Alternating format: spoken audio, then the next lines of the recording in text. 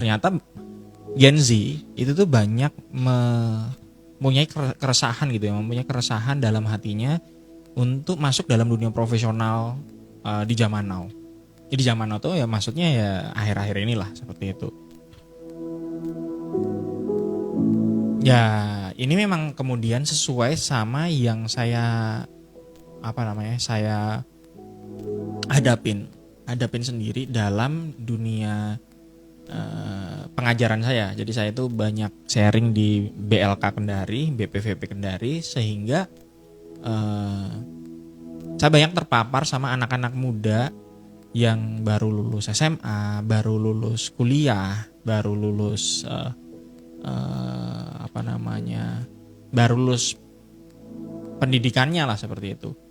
Dan ketika mereka mau masuk dalam dunia profesional ya muncullah kegamangan yang membuat kepercayaan dirinya itu turun.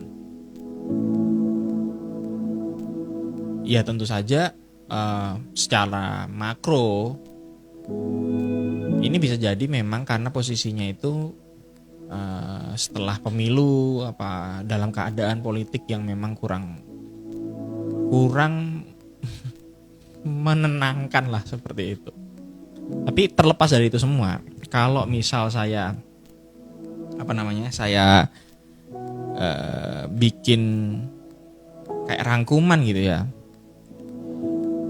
itu saya sampai bikin rangkuman gitu, karena banyak sekali saya ketemu teman-teman, terus kemudian saya tulis gitu rangkuman dari banyak pertanyaan itu.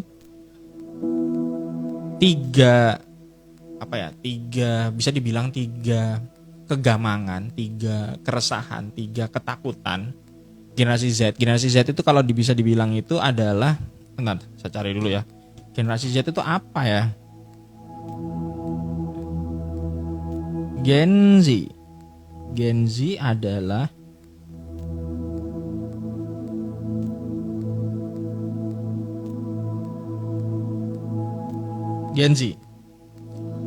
Gen Z itu adalah orang-orang yang lahir di tahun 97, 2000 sampai dengan 2012. 97 sekarang 2024 berarti umurnya 27 ya berarti ya.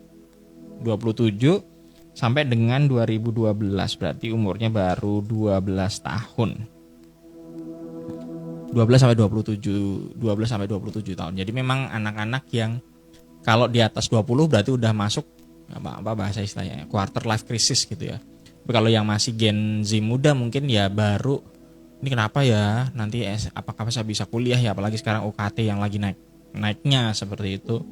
Nah mungkin secara umum seperti itu. Tapi kalau saya ini ngobrolnya karena yang sudah lulus SMA, lebih banyak yang udah lulus SMA, udah lulus kuliah, berarti berkisarnya pasti di atas 18-an lah seperti itu. Nah, apa pertanyaan yang paling sering muncul gitu? Nah, menariknya adalah ternyata teman-teman Gen Z yang baru lulus, baru masuk dalam dunia profesional itu tuh bingung, atau bukan, mungkin kalimat bingung bukan ya, gamang gitu ya, mengenai karirnya atau pekerjaannya di masa mendatang. Jadi pilihan untuk bekerja itu di mata mereka itu semakin sedikit gitu. Bukan dunia kerjanya ya, ini pilihannya saya harus seperti ini, semakin di mata mereka itu semakin sedikit. Walaupun kenyataannya sih enggak ya. Tapi itu yang dipercayai gitu. Jadi keresahannya itu seperti itu. Jadi mereka itu bahkan tidak yakin, teman-teman itu tidak yakin dengan pilihan kuliahnya gitu. Kalau yang lulus kuliah, kalau SMA nggak ada ya pilihannya. Jadi kalau kuliah tuh mereka tidak yakin dengan pilihan karirnya, pilihan jurusan kuliahnya apakah akan menunjang karirnya atau pekerjaannya secara profesional tentu saja di masa mendatang. Nah, yang kemudian adalah koneksi. Kalau ngomongin ketidakpastian karir itu berarti ngomonginnya itu juga koneksinya. Wah Pak, sekarang ini Mas, kalau masuk ini harus pakai orang dalam dan segala macamnya. Orang dalam ini ternyata cukup menjadi kekhawatiran gitu buat teman-teman Gen Z gitu. Ya kurang lebih itu.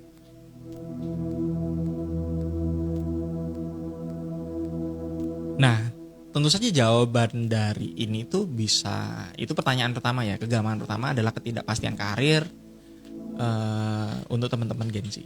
Nah, tentu saja jawaban atas pertanyaan ini bisa dikulik panjang lebar lah seperti itu, bisa dikulik lebih jauh gitu, lebih jauh. Nah, cuma saya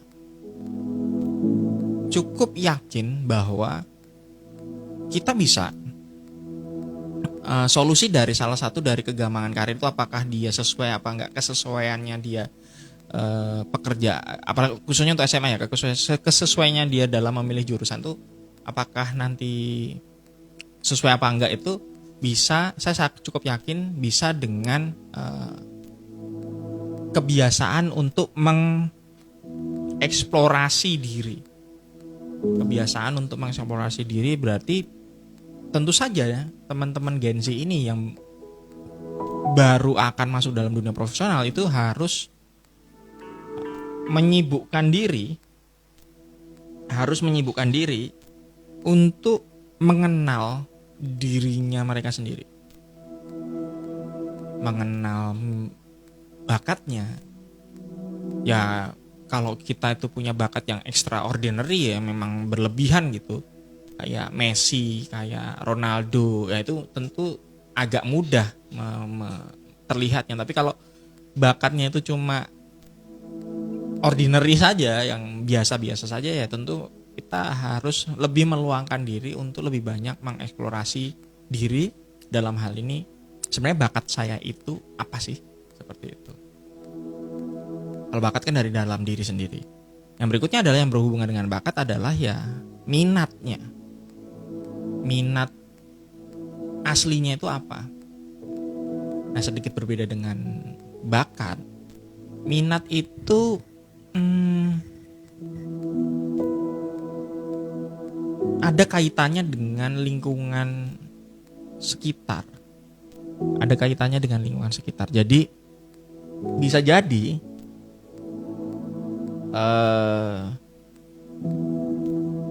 jadi itu orang mempunyai minat tertentu sangat dipengaruhi dengan circle-nya, seperti itu. Jadi misal saya bergaul dengan orang yang suka main basket, ya bisa jadi saya kemudian berminat terhadap basket. Misal saya bergaul dengan orang yang suka jualan gitu, ya bisa jadi saya berminat untuk jualan, bisa jadi saya berminat untuk melakukan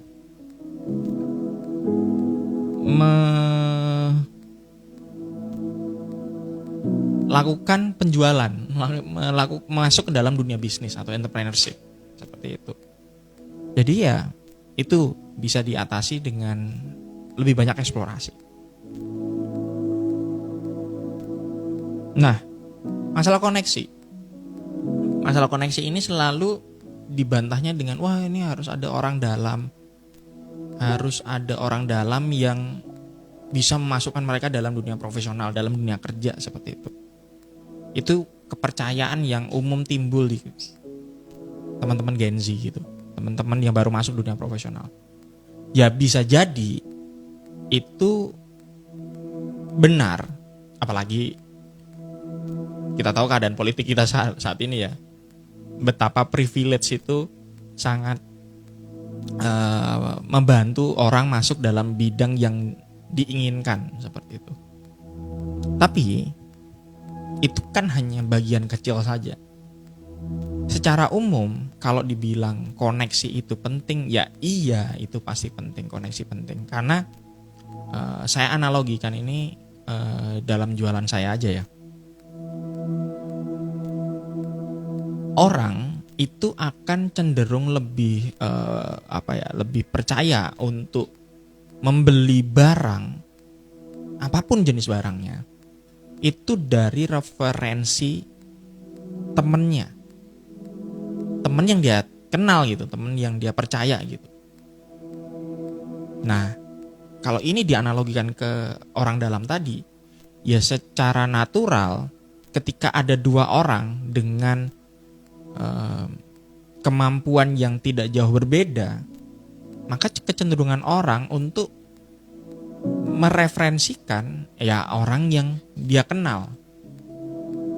Atau kalau misal diperluas lagi adalah orang yang dia tahu sepak terjangnya. Seperti itu. Nah itu makanya menjalin koneksi itu menjadi relevan banget untuk teman-teman Gen Z, karena dalam artian bukan kita cari muka kemana-mana ya, tapi dalam artian diperluas lagi, menjalin koneksi itu ya kemudian menampakkan dirinya ke banyak aktivitas yang mendukung minat bakatnya tadi yang harus dieksplorasi tadi. Ya misal katakanlah, oh saya punya minat dan bakat dalam public speaking, ya tunjukkan itu, masuk dalam komunitas-komunitas yang memang memberi kesempatan untuk melakukan public speaking. Mas tapi kan itu susah. Ya tidak ada yang bilang ini bakalan gampang seperti itu. Memang ada gap, kesulitan di situ. Apalagi kalau orang yang merasa dirinya memang tidak suka dalam tanda kutip bergaul dengan manusia lain ya, introvert begitu, merasa dirinya introvert. Ya itu agak punya gap. Tapi ya realitasnya ya seperti ini, harus memang ada effort untuk itu, untuk menjalin koneksi.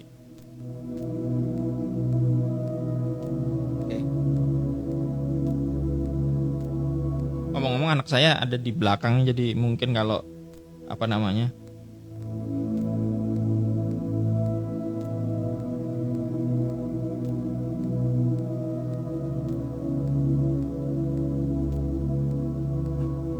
Nah, yang berikutnya, pertanyaan berikutnya adalah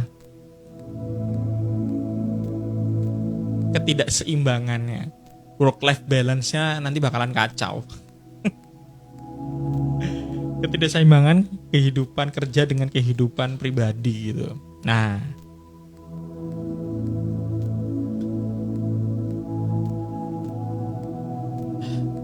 ini agak saya akan ngomongnya itu dari sisi orang yang lagi yang sudah pernah bekerja gitu ya, yang sudah pernah bekerja dalam institusi lah gitu. Sayangnya work life balance ketika kita baru masuk dalam dunia profesional, work life balance itu yang mungkin bayangannya adalah wah enak ya, mau hidup enak, nggak banyak kerjaan, segala macam, tekanannya rendah. Itu kalau kita baru masuk mungkin akan tidak bisa terwujud. Kenapa? Karena ya selain kita kerja dalam tanda kutip, kita juga menjalin relasi tadi, menjalin koneksi dengan orang lama, menjalin koneksi dengan atasan, menjalin koneksi dengan peer teman sejawat, menjalin koneksi dengan bawahan, misal kalau kita udah masuk langsung middle management seperti itu. Jadi ya effort lebih akan lebih dibutuhkan. Effort lebihnya itu akan lebih ada gitu untuk bekerja seperti itu. Cuma kalau batasannya itu tuh, wah saya tidak merasa nyaman di sini. Nah, itu susah untuk dijadikan solusi. Jadi solusinya itu adalah, mungkin bisa bukan dibilang solusi ya, tapi lebih tepatnya adalah fairness-nya ya harus berbuat adil juga dong. Work life balance, wah saya work life balance, oh saya tidak merasa nyaman di kerjaan. Ya, apa yang dimaksud dengan ketidaknyamanan? Oh saya tidak suka disuruh-suruh. Ya kalau kamu masih bawahannya memang harus disuruh-suruh. Oh saya tidak suka ditekan-tekan. Ya kalau kita punya target ya pasti ada tekanan, secara apa ya, secara natural pasti ada tekanan. Nah kecuali, nah ini yang harus ada boundariesnya, apa batasannya. Batasannya tuh harus jelas. Nah batasan jelas ini secara fair itu ya harus yang berdasarkan hukum yang berlaku. Ya contoh misal, wah work life balance saya nggak enak nih karena saya disuruh lembur terus. Nah, disuruh lembur terus itu berapa lama? Disuruh lembur sebulan 1 kali 2 kali ya itu menurut saya wajar aja. Tapi kalau disuruh lembur tiap hari selama seminggu full kerja, nah itu baru ada pasti. Nah hukum tenaga kerja di Indonesia tidak mengatur mengenai lembur seperti itu. Libur misal, saya libur masih dihubungi gitu. Ya bagaimana nanti perjanjiannya? Apakah memang boleh dihubungi pada saat libur? Seandainya dihubungi pada saat libur, bagaimana kemudian kesepakatannya? Apakah langsung kerja atau bagaimana? Seperti itu. Jadi memang harus ada boundariesnya, harus ada batasannya. Dan batasan yang paling fair ya adalah batasan secara hukum tenaga kerja gitu.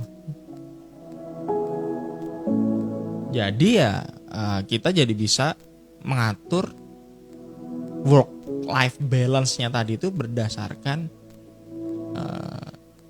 aturan yang berlaku.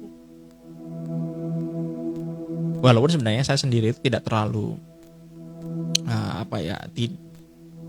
kalimat work life balance itu buat saya itu over romantisasi, terlalu diromantisasi work life balance seperti itu.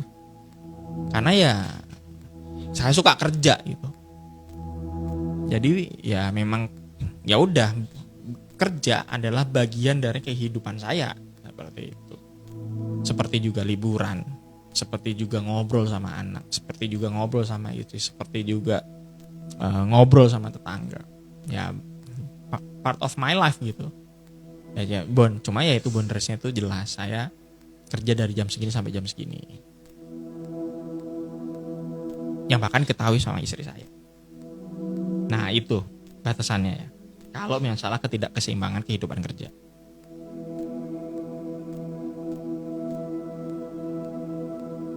Nah ini yang berikutnya adalah Gen Z ini merasa ada diskriminasi atau orang-orang tua, orang milenial seperti saya gitu, orang baby boomers itu nggak bisa mengerti kita gitu, nggak bisa mengerti kita, nggak bisa paham kita. Jadi karena itu kita jadi diskriminasi. Nah inilah yang memang terjadi bukan hanya Gen Z saja. Untuk generasi saya itu juga digituin oleh generasi sebelumnya. Karena ya alhamdulillah kita itu hidup di negara merdeka, negara damai gitu, yang setiap waktu kehidupannya itu semakin baik. Maka generasinya mbah saya itu tuh secara kehidupan dia itu lebih keras dibandingin generasi mama saya. Generasi mama saya itu secara kehidupan lebih keras dibandingin saya. Walaupun tentu saja keras ini dalam artian menikmati kebutuhan-kebutuhan sekunder lah ya. Kebutuhan sekunder dan kebutuhan primer. Jadi di zaman mbah saya beli beras aja susah gitu. Selain harganya, ketersediaannya juga. Begitu juga di mama saya, begitu juga semakin berkurang itu kesusahannya untuk mendapatkan kebutuhan sekunder dan primer itu semakin berkurang karena kita hidup di negara yang alhamdulillah damai. Nah, karena itulah kemudian generasi sebelumnya itu selalu merasa kalian ini udah enak banget sih begini dan begitu, kok masih males gitu. Nah, inilah yang kemudian menjadi PR-nya kita bareng-bareng. Yaitu kalau ini saya ngomongin dari sisi Gen Z-nya, mungkin ya PR-nya adalah mencoba untuk bahasanya itu tuh bahasa yang berusaha belajar dalam tanda kutip bahasanya generasi yang sebelumnya, seperti itu. Ya kalau tentu saja ini berlaku sebaliknya seperti itu.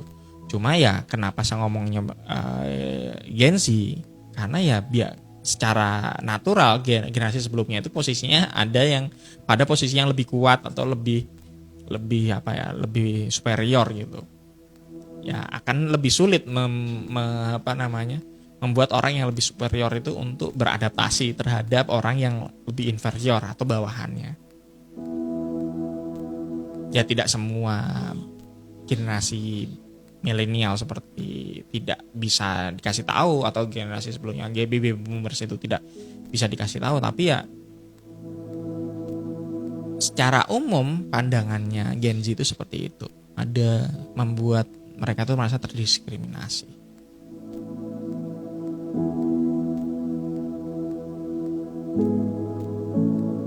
Cuma ini yang mungkin menjadi PR bersama itu, selain menggunakan bahasa yang lebih mudah didengarin, sering-seringlah berdiskusi. Maksudnya berdiskusi itu apa? Ya sering-seringlah ngobrol gitu.